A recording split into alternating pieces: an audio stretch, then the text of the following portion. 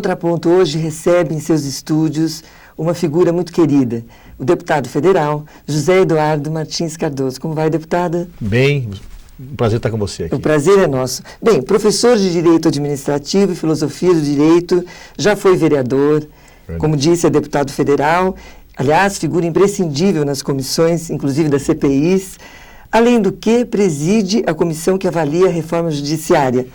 E antes que eu me esqueça, um professor muito amado. José Eduardo, eu não vou nem mencionar aqui o partido que o senhor defende, porque aquela história já está escrito na tela do computador, não adianta deletar. Mas para quem não sabe, é o PT, é o Partido dos Trabalhadores.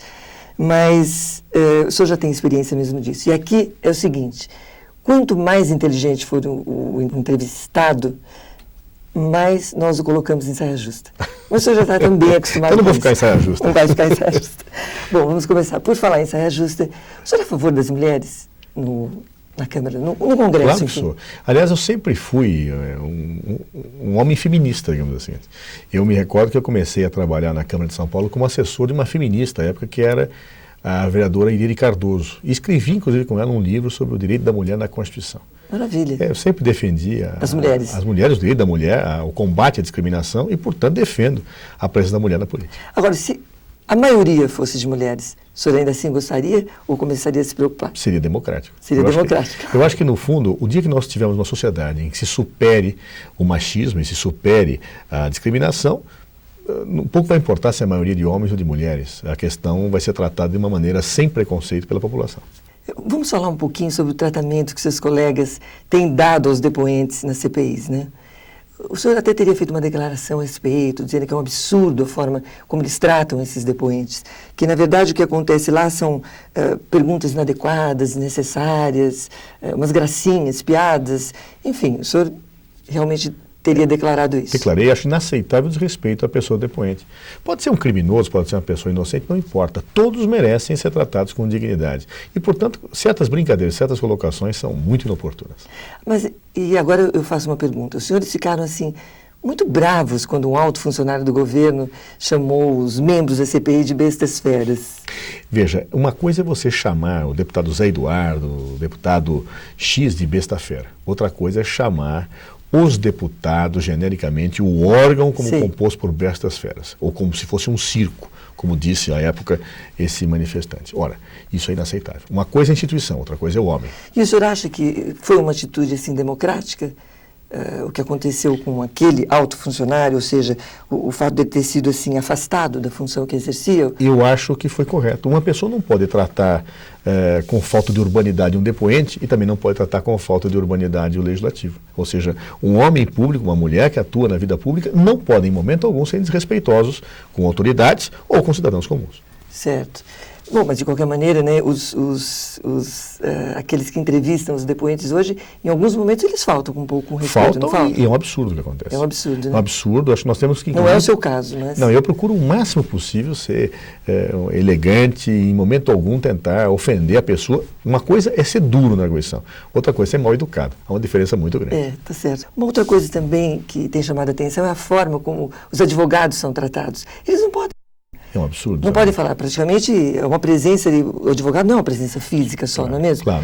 Eu queria saber o que o senhor pensa a respeito disso, o que o senhor diz em sala de aula para os seus alunos? O advogado tem direito de pedir pela ordem durante os trabalhos. Evidente, ele não pode interromper os trabalhos indevidamente, ele não pode tomar medidas que sejam fora do seu âmbito profissional estrito. Agora, pedir a palavra pela ordem ele pode orientar o depoente, em síntese. Nós não podemos cercear a atividade do advogado porque é uma função essencial à justiça. Sabe uma curiosidade, deputado? Por que o filho do presidente nunca foi chamado para depor? Ele parece que ele foi envolvido em alguma coisa. Não, e teve aquele episódio que envolvia a empresa dele. Agora, a CPI dos Correios, ela não tem esse objeto. A CPI investiga fato determinado. Aliás, eu sou contra o que tem acontecido na CPI dos bingos, em que se investiga tudo ao mesmo tempo. No caso da CPI dos Correios, não teria nexo nenhum em chamar o filho do presidente, porque não é o objeto da investigação. O senhor se sente à vontade hoje com essa resolução do CNJ que determinou a dispensa dos parentes dos tribunais? Aliás, é um exemplo que o judiciário vem dando, né? Alguns, assim, estão um pouco contrariados, mas a coisa vem rolando, vem acontecendo. Mas me parece que há uma proposta de emenda constitucional, PEC, tramita, tramita, me parece, no Congresso há mais de 10 anos, mas nunca foi... Exato. Eu sou radicalmente contra o nepotismo. Embora eu reconheça que há casos em que às vezes um parente pode ser competente e trabalhar bem, é exceção entre nós. A regra é o favorecimento indevido. Por isso sou favorável a essa emenda. Ela está em ponto já praticamente de ir ao plenário. Nós temos que pressionar para que ela vá ao plenário e aí aquela proibição que foi dada pelo CNJ seja estendida a todos os poderes, inclusive o legislativo. Mas por que, deputado, até hoje não foi? 10 anos. Porque tem muita gente que não quer. Tem muita gente que quer manter o seu parente Digamos no seu gabinete. Né? É verdade.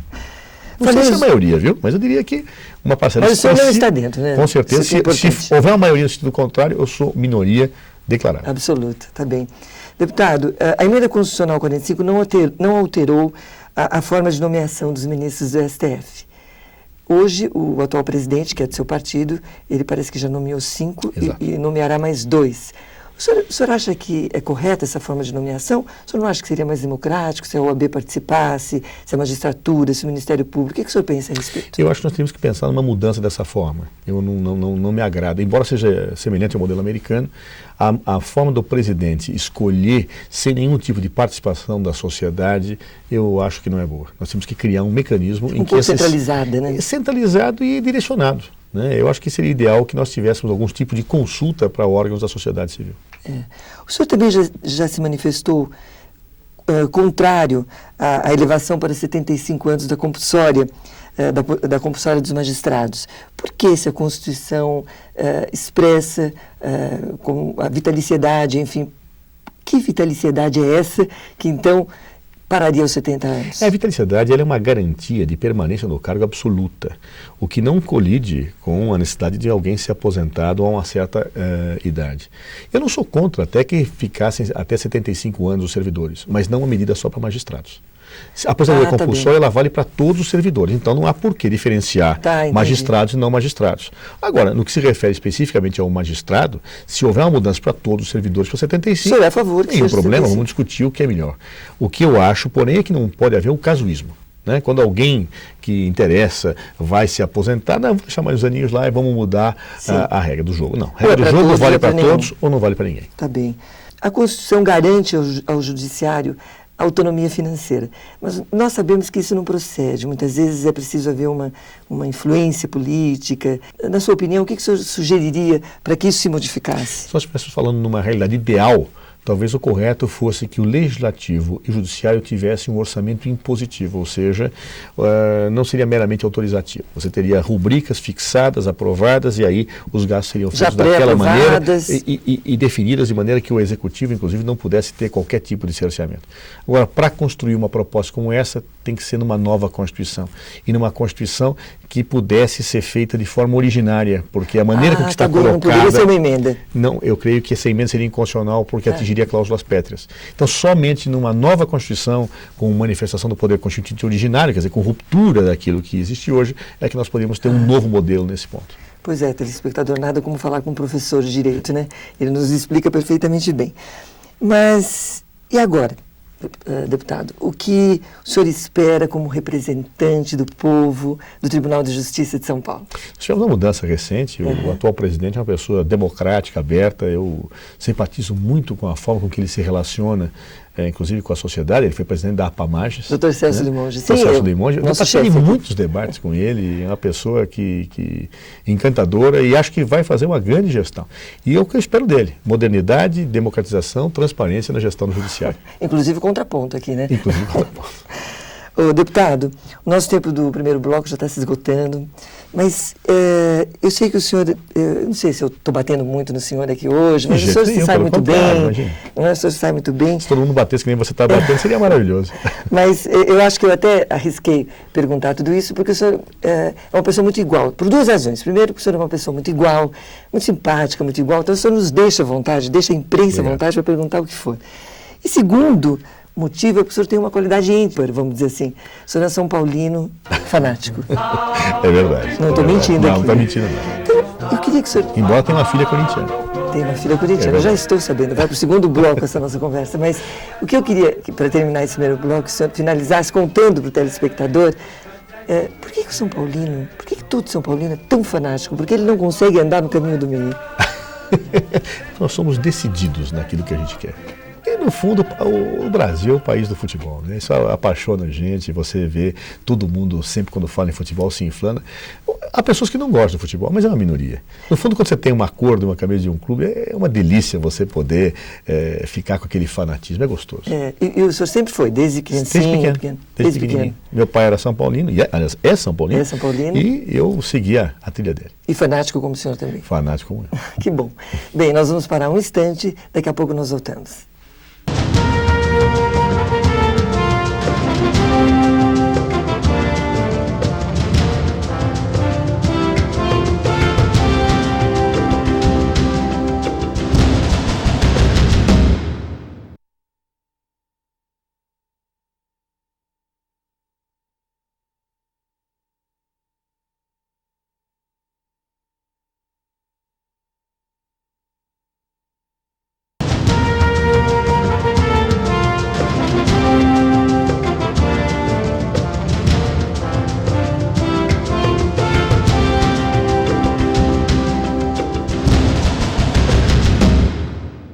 De volta agora ao segundo bloco, numa conversa ótima, descontraída, com o deputado federal José Eduardo Martins Cardoso. Vamos continuar, deputado? Vamos lá. Bom, ainda falando de futebol, a minha pergunta é como o senhor opta entre a imensurável paixão e a irresistível paixão? Eu explico. Por exemplo, o senhor tem uma filha de 13 anos, Maíra. Isso. Que é a sua imensurável paixão, certamente. Mas só que ela é uma corintiana roxa, e o senhor é um São Paulino fanático. Como é que faz? Eu sei que vocês assistem jogos juntos. É verdade. Conta para nós como é que é isso, como é que foi dias atrás, domingo. Não, foi interessante, porque inclusive nós íamos no jogo. Ela tinha pedido para levar ela no jogo. Depois foram pessoalmente? Não, nós íamos lá. Ela tinha uma festa, ela falou, pai, não vou no jogo, mas você fica me ligando para avisar quando for nos gols. Olha as minhas meninas, as minhas meninas, pra onde é que elas vão? E toda vez que acontecia o gol, os 2 gols do São Paulo, eu ligava para provocá-lo, depois teve o pênalti, eu falei, teve pênalti pro Corinthians. Ele falou, e agora? Vai bater? Eu falei, já bateu, mas o Ceni pegou. Ceni pegou. Aquela então foi é uma forma de brincadeira que a gente tem, acho que entre a gente, ela me goza quando o São Paulo perde, eu provoco ela quando o Corinthians perde. Bom, o senhor acredita que a população hoje mais arrepia quando se fala no judiciário, quando se fala no executivo ou quando se fala no legislativo? Os parlamentares. O legislativo é imbatível em trazer arrepios, principalmente nos últimos tempos, né? O judiciário deu uma piorada, as pesquisas mostram que se perdeu muito a credibilidade do judiciário de tempos para cá. Mas nós do parlamento somos imbatíveis quando se fala em trazer arrepio nas pessoas. Eu acho que por tudo que vem acontecendo. Por tudo que vem acontecendo. E também tem um dado curioso, porque ele é o poder mais aberto. Então, tudo que está errado se vê com mais facilidade do que em outros poderes. Transparente. Ele é mais transparente, até pelas características da composição, são órgãos colegiados, eleitos pela população. Deputado, qual é, na sua opinião, a característica predominante dos seus colegas hoje? Difícil dizer, viu? Porque é tão diferente a composição das bancadas, das pessoas. Diga uma, então, que prevalece. Uma não precisa... Todos falam muito. Falam muito. Em geral, são raros os deputados que são mais tímidos, mais calados, mais introvertidos. Em geral, todo mundo fala muito, todo mundo gosta de expor muito as suas ideias. Acho que é uma característica do parlamento. Tá certo. O importante é que falem coisas... Com nexo. Exatamente. O senhor teria dito que, infelizmente, a soberba existe em todos aqueles que chegam ao poder. O senhor teria algum exemplo de alguém que teria chegado ao poder e que não fosse soberbo ou soberba? Eu tenho um exemplo para mim muito significativo. Eu fui secretário da Prefeitura de São Paulo, tinha 28 anos, 27, era um menino na época, e fui colega de secretariado de para mim, uma pessoa que era um mito, que era o educador Paulo Freire. Sim. Né? Paulo Freire era um mito do ponto de vista intelectual e ocupava a pasta da Secretaria da Educação.